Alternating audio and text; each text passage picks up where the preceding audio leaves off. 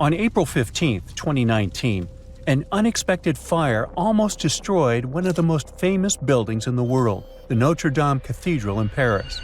Most famous buildings in the world. Fire that nearly destroyed it. The blaze that has been ravaging the cathedral.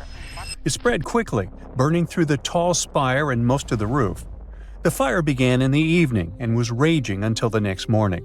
The flames destroyed much of the roof, but firefighters managed to save the main part of the cathedral and priceless pieces of art that were inside. But it was a narrow escape. Who could have known that it was a blessing in disguise, sort of? After the fire, a team of about 50 archaeologists started working at the ruins. They found some artifacts dating back over 2,000 years. One of the most interesting finds was 2 lead coffins, or sarcophagi. Scientists who studied it had to wear special clothes to protect them from lead when they were opening the finds. They found the bones of 2 wealthy men inside, but despite their riches, it looked like they had had tough lives. One of the men was easy to identify because there was an epitaph on the coffin. Only wealthy people could afford lead coffins in the 18th century because they helped to keep the body in good condition. But the coffin was broken, and there were only some bones, some hair, and bits of clothing left inside. The scientists could tell from the bones that the man didn't move around much and had a health condition called gout. It affects joints, especially the knees, so he was sure to have a hard time walking. Money couldn't help him get rid of that, but he used it wisely though. Antoine helped to pay for the cathedral's choir and ordered some paintings that are now in the Louvre Museum. The person in the second sarcophagus remained a mystery for a long time, but scientists say they might know who he was. When they first looked at the bones, they found that they belonged to a man who was between 25 and 40 years old. They also saw that he probably rode horses from an early age. This man's bones showed signs that he had long-lasting health problems, and most of his teeth were missing before he died. His skull was shaped differently, possibly because he wore a special headband as a kid. The researchers think that this man might be the French poet Joachim du Bellay, who lived between 1522 and 1560. He was a skilled horse rider and had lung problems. It's strange that, although he wasn't a church leader, he was buried in a cathedral and not in a side chapel near his uncle like his family wanted. Scientists think that either he was buried in a temporary spot that later became permanent, or his coffin was moved after all his works had been published. Only a DNA test could establish if it was really Joachim du Bellay, so the mystery lives on for now. The fire did help to solve another Notre-Dame mystery: how the thin walls support the vaulted ceiling at such a great height. When it was finished, the cathedral was the tallest building since the Great Pyramid, with a height of the vaults of 105 feet. That's about the height of a 10-story building.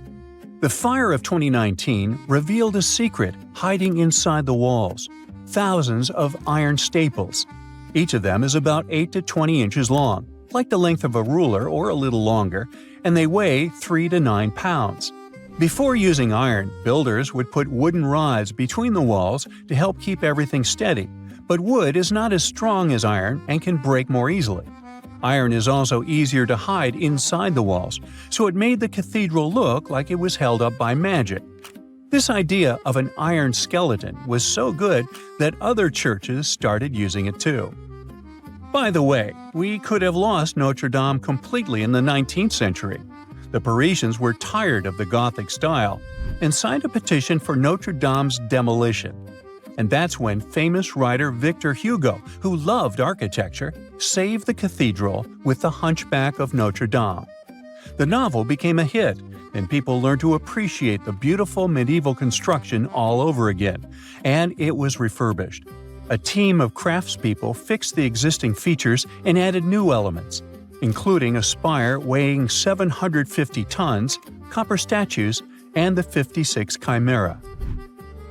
The gargoyles that became the symbols of Notre-Dame weren't there from the start either. It took almost 200 years to finish the cathedral, and during that time Gothic style came into fashion. So, by the time it was finished, Notre-Dame had dozens of those mythical creatures made of limestone. They had a very practical function: to channel water away from the walls and foundations and save the building from erosion. In 1926, a book called The Mystery of the Cathedrals was published in Paris. It said that the secrets of alchemy were hidden right on the walls of Notre-Dame. Yes, that ancient form of magic that was mentioned in Harry Potter. Alchemy isn't a real science, but art experts now mostly agree that Notre-Dame is an alchemical text in stone. On the roof of one of Notre-Dame's towers, called the North Tower, there is a picture carved in stone, not of any saint, but of an alchemist. He's wearing a special Phrygian hat. It shows that the person is part of Hermeticism, a group that studied secret knowledge. At the main entrance of the cathedral, there's a big door called the Portal of the Last Judgment. The author of the book said that this door has clues about the Philosopher's Stone, which alchemists believe could turn regular metals into gold and give people eternal life. On the central part of this door, there is a carving of a woman holding a ladder with 9 steps. This is called the Ladder of the Philosopher. It's meant to show the 9 steps or stages that an alchemist must go through to complete their work. All around the cathedral, there are more stone bas-reliefs. One of them shows a man holding a shield with a symbol called a caduceus. It's a symbol of the deity Hermes, and it also represents Mercury, a crucial element in alchemy. In the story of Hermes, this staff had the power to bring people back to life. There are also 12 scriptures of the apostles decorating the arches on the sides of the door. One of these apostles is pointing up at an angel, and the angel is pointing toward the left bank of the Seine River. Some people think that this might be a clue about where the Philosopher's Stone is hidden. An eagle carved on the same portal is also pointing in the same direction as the angel.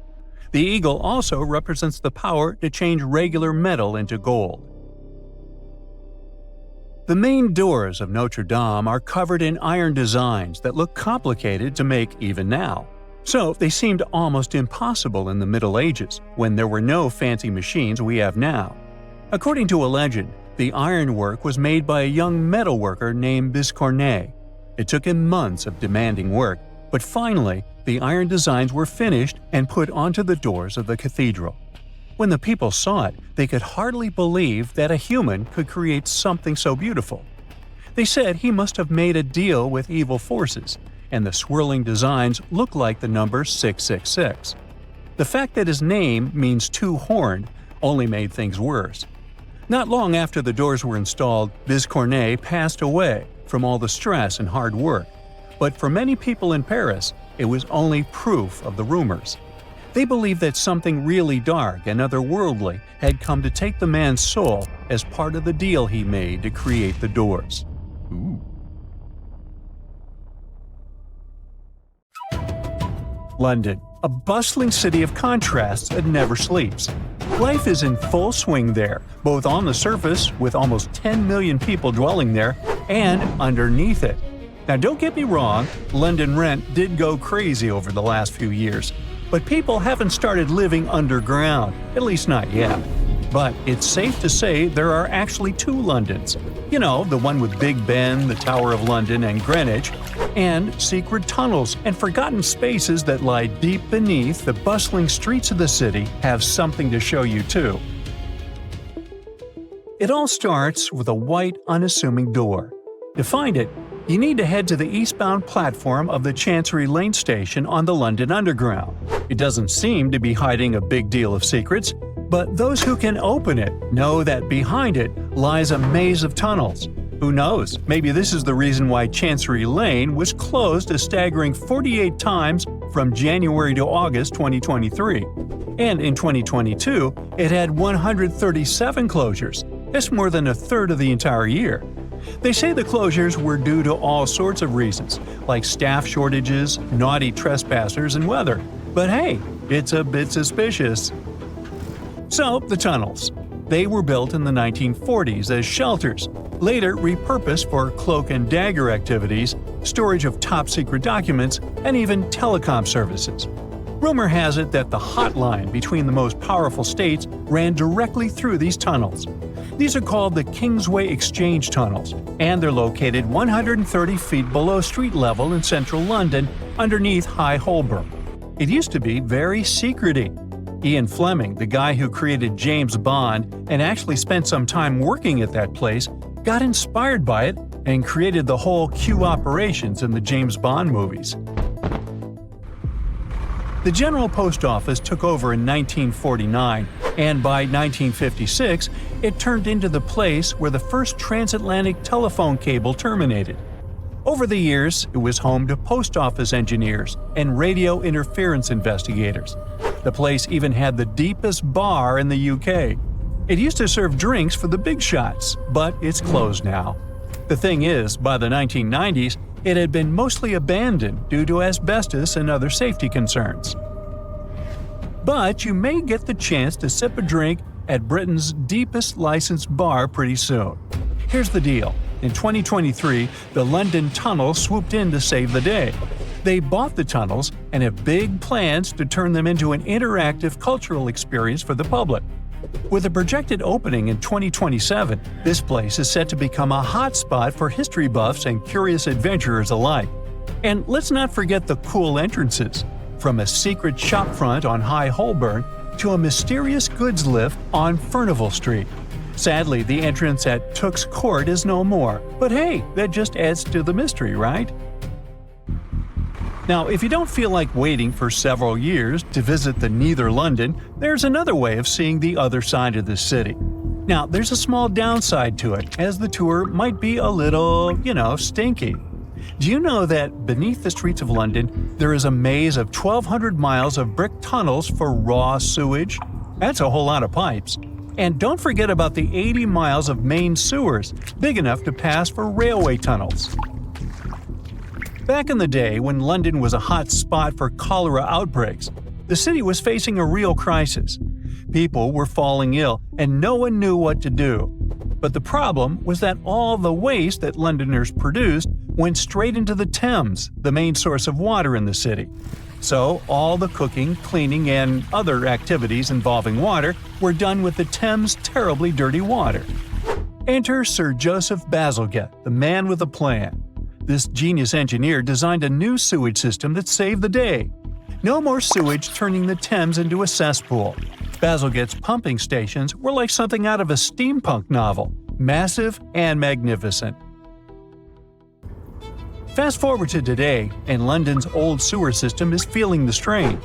With the number of people living in the city getting close to 10 million, it's time for an upgrade. That's where the Thames Tideway Tunnel comes in, a super sewer to the rescue. It'll be like a giant underground highway for waste, the construction of which was completed in March of the 2024 year. And while you can't really travel in the Victorian sewage, there is an underground world you can visit in London, but it's not for free. It won't cost you much, just as much as one metro ride. The London Underground is the pioneer of underground railways. Imagine, it's the 19th century and they're building the Metropolitan Railway, the very first underground railway in the world. Sure thing, it used to look very different from those cozy carriages they have in London now. It all started way back in 1863 with wooden carriages and steam locomotives. In the 1900s, things really started heating up underground. The City and South London Railway kicked things off with electric trains, followed by the Waterloo and City Railway, Central London Railway, and Great Northern and City Railway. It was electrification mania down there. The Underground Electric Railways Company of London came onto the scene, bringing to life a bunch of tube lines, for example, the Bakerloo, Piccadilly, and Hampstead lines. Now, the London Underground is affectionately called the Tube because of its tube-shaped tunnels. It's not the only underground-related nickname the Londoners have. When the Central Line Railway was introduced in 1900, it was playfully dubbed the Two-Penny Tube because tickets only cost 2 pennies. And that fun nickname has been with us ever since, adding a little extra charm to our daily commute. More than 1 billion journeys are taken on the London Underground every year. That's over 5 million journeys each day. Surprisingly, the biggest part of the underground isn't actually underground. Out of the 270 stations, only 45% are below the surface. Oopsies, turns out it's not that neither London I was talking about. Whatever. Do you know that the iconic tube map was inspired by a circuit board? Harry Beck, the designer, broke the map mold and created a cool and colorful diagram that still helps us navigate the underground today. The tube is quite royal as well. Queen Elizabeth II was the first royal to ride the tube in 1969 when she opened the Victoria Line, and she hopped on a few times since then. Every single day, people forget something on the tube. Some weird stuff has been left there over the years: a judge's wig, a prosthetic leg, even an urn of ashes. Oops, did somebody forget Grandpa? Another fun fact is that penalty fares weren't a thing until 1994. Fare dodging used to be a common practice before that, but now those caught are fined £10 on the spot. Also, there's a fake house on the underground track. It's hiding part of the track that was demolished back in 1868 when the district line opened. The neighbors weren't too happy about the gap, so they built a facade to match the rest of the houses on the street. And get this, the shortest distance between two adjacent stations is only 850 feet. It's between the Covent Garden and Leicester Square on the Piccadilly line, and it's a super quick journey that's still popular with visitors.